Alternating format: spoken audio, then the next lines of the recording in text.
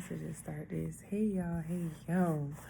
So excuse me, I'm just trying to get this all together because I'm using a different device. I just got a new iPad today, and so I'm recording off of that, and so I'm just trying to get it all set up because I do not have a case.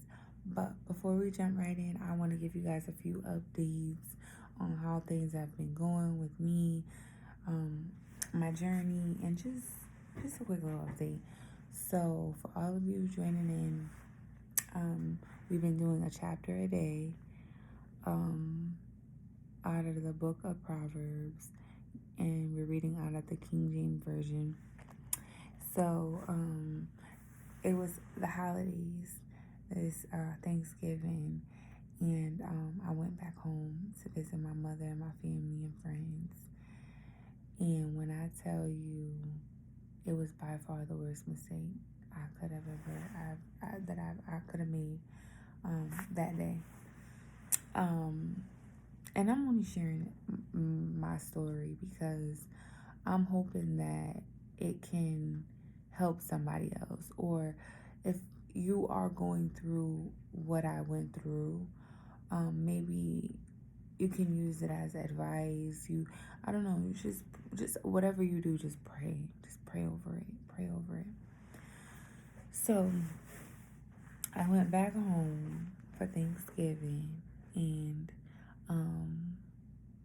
I had already decided, like, I prayed on it. God put on my heart going a fast, 40-day fast. So I've been in my fast now over 20 days. So I don't know exactly how many. So if I had 24 left, so like 26 days. And my fast of just water only and reading a chapter a day out of Proverbs and meditating on it. Been doing well for the most part. Then it was time for me to go back home to go spend Thanksgiving with my family. And I decided to bring my kids and go, even though, I wasn't eating or anything like that. When I tell you, when I got there, it was almost like the enemy was waiting for me. I ended up breaking my fast. I ate, and then I also backslid, and I had some liquor. And for all of you who do not know, God delivered me from alcohol. I was a full-blown alcoholic. I'm not talking occasions and holidays and socially. I was a full-blown alcoholic and who was dependent on alcohol. I was functional, but I was an alcoholic, and God delivered me. Back in 2021, He delivered me, and I was clean for over a year. No desires, no cravings, no medication, nothing. God, I was just completely healed and delivered. So I go back home. Sorry about that. That is my job. So I go back home, and I fell short. That's ultimately what happened. I fell short. I came back home. I prayed. And God revealed a few things to me. And one of it being that, 1, don't beat yourself up about it. 2, you fall down, get back up. 3 is when you are in a place that God has called you to be, or you choosing to be just because you want to get closer to God, or you want to hear His voice, whatever reason, whatever you got going on in your life. It is so important to remain isolated. I know some people there's controversy around isolation. Like, why would God want you by yourself? That's not good. That's a sign of depression. No. When you are connecting with the Holy Spirit through fasting, prayer, whatever it is so important to eliminate as much, because I know some of us have family, you have children, you have a husband, things like that, you work, but eliminate as much distraction as possible, because when you are in that state of fasting, prayer, meditation, you are in a state of already attack. You're already in a vulnerable state. The enemy is already plotting and planning and waiting. He has agents. He has demons waiting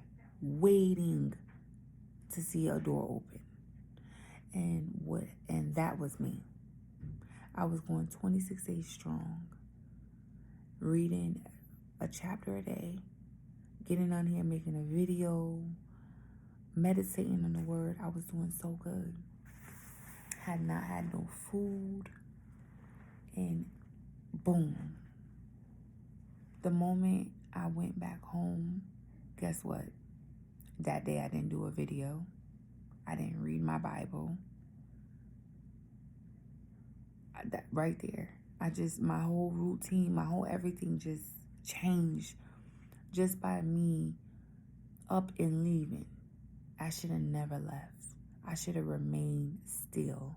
And that's something that I've always prayed on. Being able to know when to hold your peace and stay still. And I don't know who needed to hear this. Regardless if you fasting, meditating, whatever you are doing, stay still. I know you may get the phone calls, family members calling you, and it may seem like, okay, it's innocent at the time. Like, it seemed innocent to me to just take my kids and go to my mom's house. It all seemed innocent at that time in that moment. That's why I did it. And it was the worst thing I could have ever done. It was the worst. I'm not even eating. Why? I had my own food at home. I don't know why I did that. I should have never did it. So I ultimately broke my fast, backslid, but I'm back now. That was yesterday. I'm back now. I'm back fasting immediately. As soon as I left, I jumped right back into my fast. I'm gonna see these 40 days through. Doesn't mean like, okay, so like for some people who may have this as a question, say you fasted and you had something like this, what happened to me happened to you, and you fell into temptation. Does that mean, oh, should I start over? Do whatever your heart desires. If your heart tells you to start over, start over. But pray on it, because at the end of the day, it's something you're doing for God and you're not doing it for anyone else. So pray on it and leave it in God's hands. If he puts it on your heart to start over, start over. If he tells you you failed, get back up and learn, get back up and get right back into it like nothing ever happened. And learn from next time. So I decided I'd jump right back into it. I have about 24 more days left on my fast. I'm going to continue with the chapter, reading a day, video a day. I just learned from it. This is just something that I had to learn from. So now let's just jump right into chapter 16. I just wanted to share that with you guys. Chapter 16. And it starts off verses 1 through 15 is about see, this is why I've fallen off, because we're not actually in chapter 16. We finished that. We're in chapter 17. We are moving along, baby. So chapter 17, verses 1 through 16 is about the crown of a crown of the old man. Better is a dry morsel than quietness there within, than a house full of sacrifice with strife.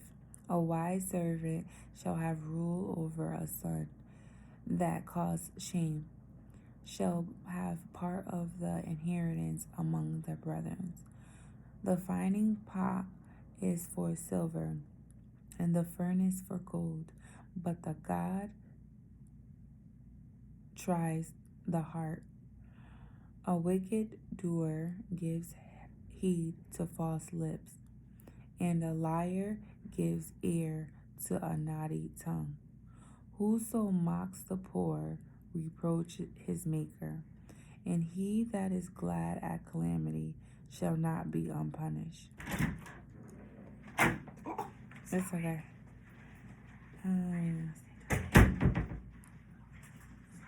It's alright. Sorry about that. My coworker watching. Alright, so continuing on, we on verse 6. Children's are the crown of old men, and the glory of children are their fathers. Excellent speech becomes not a fool, much less do lying lips a prince. A gift is a precious stone in the eyes of him that has it. Wheresoever it turns, it prospers. He that covers a transgression seeks love. He that covers a transgression seeks love. But he that repeats a matter separates very friends. A reproof enters more into a wise man than 100 stripes into a fool. An evil man seeks only rebellion. Therefore, a cruel messenger shall be sent against him. Let a bear rob of her wealth meet a man rather than a fool in his folly. Whoso rewards evil for good, evil shall not depart from his home. The beginning of strife is as when one lets out water. Therefore, leave off contention before it be muddled within. He that justify the wicked and have the condemn, and he that condemn the just, even they both are abomination to the Lord. Therefore is there a price in the hand of a fool to get wisdom, seeing that has no heart to it. So we're going to go to verse 6. Children's children are the crown of old men, and the glory of children are their fathers. So it says down here, different generations within the family are crowned to each other. Then I want to go over a few of them myself. But hold on. Which one? 9. This is something that was already repeated prior in a prior chapter. It says, "He that covers a transgression seeks love, but he that repeats a matter separates friends." It already went over how gossiping separates friends, and how people who come into your life with negativity, gossiping, and telling everything, how it will separate people. So take heed to that. Take heed to number 9, and watch who you allow in your life and in your friendship and in your family and things like that. I think the rest is straightforward. So we're going to move on to now 17 through 23 is about a friend loves. Oh, I love this one. Is 17 through 23 is about a friend loves at all times. A friend loves at all times, and a brother is born for adversary. So,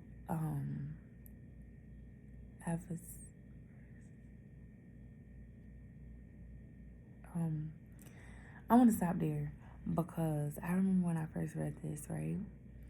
Let me make sure I'm saying that right. Hold on, y'all. I'm glad I got this iPad now because I used to always do it over my phone, and so now I have 2 devices. And adversity. Sorry, y'all. Adversity. I said it wrong. So a friend loves at all times. This is verse 17. A friend loves at all times, and a brother is born for adversity. So that speaks volumes. You ever hear when people be like, blood is thicker than water? This stands on that principle. A friend loves at all times, and a brother is born for adversity. So that means that friend of a true friend. Let's make that very, very clear, because not everybody's your friend. So a true friend is gonna love you at all times. Now your brother, your cousin, your blood, they're born for y'all to clash. Y'all born to have problems. I always liked that verse. Verse 18, a man void of understanding strikes hands and becomes surety in the presence of his friend. He loves transgression that loves strife, and he that exalts his gate seeks destruction. He that exalts his gate seeks destruction. You know what they say? Those who exalt themselves will be humbled, and those who humble themselves will be exalted. All right, 20. He that has a forward heart finds no good, and he that has a perverse tongue falls into mischief. He that begottens a fool does it to his sorrow, and the father of a fool has no joy. A merry heart does good like a medicine, but a broken spirit dries the bone. A wicked man makes a gift out of bosom to pervert the ways of judgment.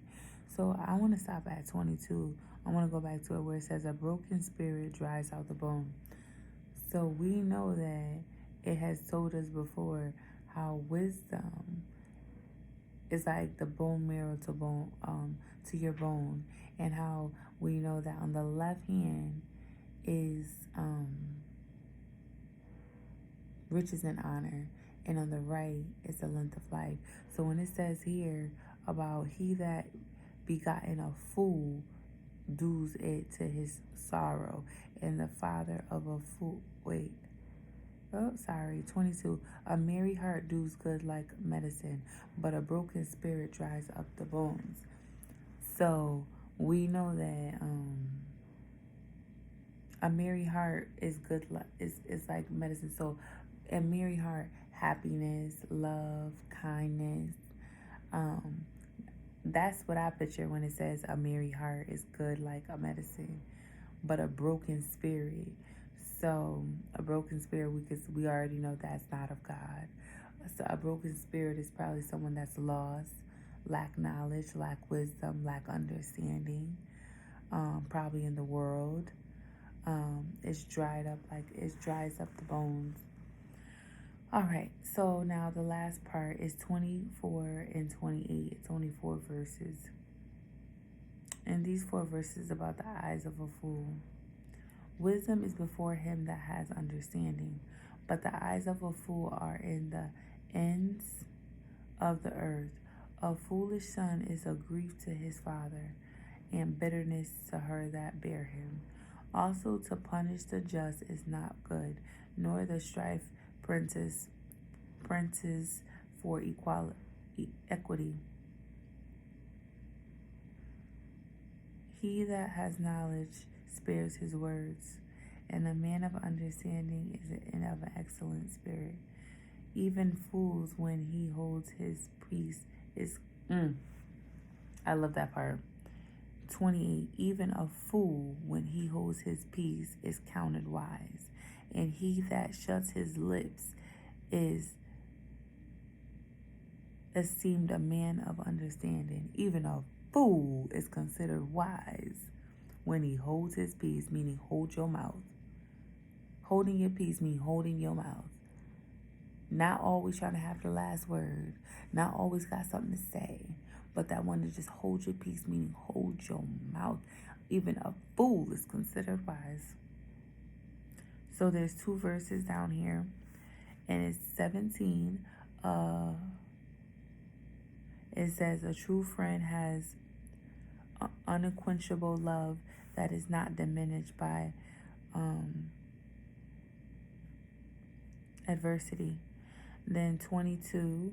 It's so easy because those are 2 I went over.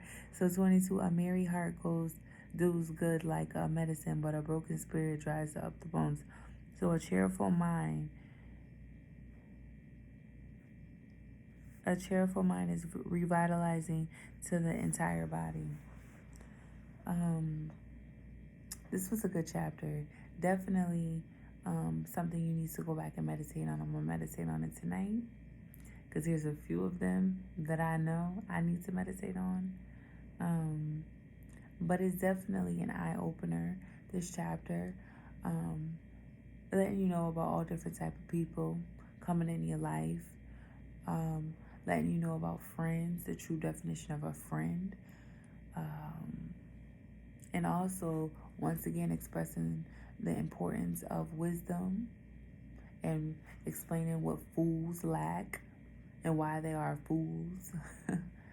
I'm going to cut this off now because I'm tired, y'all. I just finished my shift. I got to go get some rest and come back in the morning and do a whole nother 16 hours tomorrow. I'm tired. You guys go back and meditate. Excuse me. I love you guys. I'll see you back again with chapter 18 tomorrow.